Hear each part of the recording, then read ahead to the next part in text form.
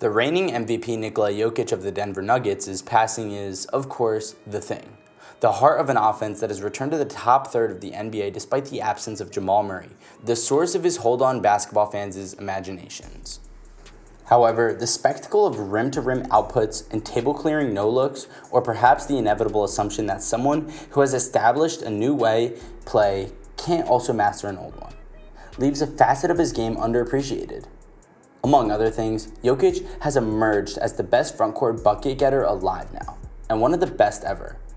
Jokic has the highest Raptor rating in the league, according to 538.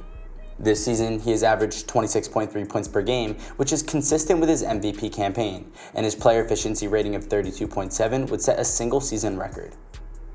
His career-high true shooting percentage of 65.9 is higher than what Kevin Durant or Giannis Antetokounmpo have ever achieved in a whole season. Only two big players in NBA history have ended with a season averaging more than 20 points per game while shooting at a true shooting percentage of 65 or above. Jokic is on his way to being the third. Even among his accolades, seeing the Joker behind only the still in a bully ball measure may come as a surprise. Appraising Jokic as a scorer is similar to evaluating an early career Steph Curry or Dirk Nowitzki. The majority of his points are made in ways that may appear inconsistently effective. Curry hit threes from closer quarters and farther away than any MVP candidate has ever done before. Nowitzki dished up fadeaways that felt for the first few thousand times like surrenders of a 7-footer's advantage. Jokic doesn't have an apparent calling card as those two. He does it with a few water fountain hooks, half-speed drives, and one-legged somber shuffles. But he excludes the same dissonance.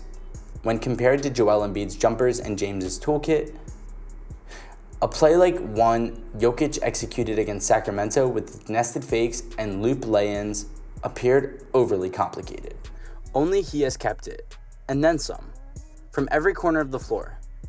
Though Embiid has surpassed Jokic in dunks this season, Jokic's rim-to-rim percentage of 72% matches the Sixers center, according to Cleaning the Glass. His 59% mid-range mark is higher than anything Dirk has ever accomplished. There has always been a tendency to qualify Jokic's accomplishments in the discussion surrounding him. Nuggets coach Mark Malone has remarked that naming him the finest passing big man in the game is too tepid of a praise. The same could be said about scoring. Jokic isn't only a more advanced Sabonis, capable of drawing double teams that lead to lovely drop-offs, but he's Jason Kidd attached to Shaquille O'Neal in effect, not in style. Even Jokic struggles to perceive himself in these terms. "I know there are better players than me," he said earlier this month to Sports Illustrated, "and there are better players than me that are going to be out in the future." If basketball was to unlock an ever more extreme athletic maneuver, it'd be completely correct if he said that. He'll never run the floor like Giannis or leap Embiid. However, offensive basketball in particular is about avoiding or counteracting a consistently shifting set of hurdles, about having answers to as many questions as the defense can throw at you.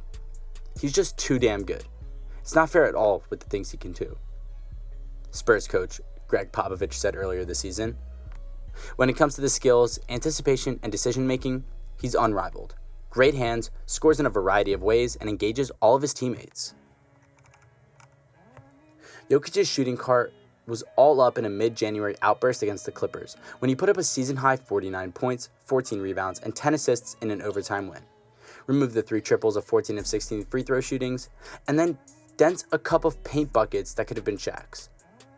Whereas you could almost infer that specifics of a Lakers-era Diesel game before the box score, drop step, dunk, jump hook, in whatever order, you have to roll the tape down to discover how Jokic got his. Every type of finish results from a different build-up. A back down from a push floater, a James Harden-style downshift into a layup. And look at how Zubac's arms hang down after Jokic hits him with a fairly standard spin and a banker at a minute 45. That's the fatigue of someone who has no idea what's going to happen next. Of all, Jokic's passing abilities have ended with textbook kickouts. He wouldn't be the same in the league. His ability to park himself at the elbow and dish up dishes to various cutters provides the entire Nuggets offense, including Jokic, the room it requires to operate. Every aspect has the effect of the others. There's no telling how much more aggressive teams would be if they had to worry about a toss back out to the three-point line. On some level, though, that's the old instinct to explain Jokic's power, to frame it as some kind of farce. It certainly feels way back to the behemoths who can defend dunk attempts but are powerless against the arsenal of over-sharp angles above the backboard arcs. Well guys, thank you so much for making it to the end of the video. Be sure to smash that like button, subscribe to our channel, and ring that notification bell so you never miss a video. Thank you guys for watching, and I'll see you guys next time. Peace.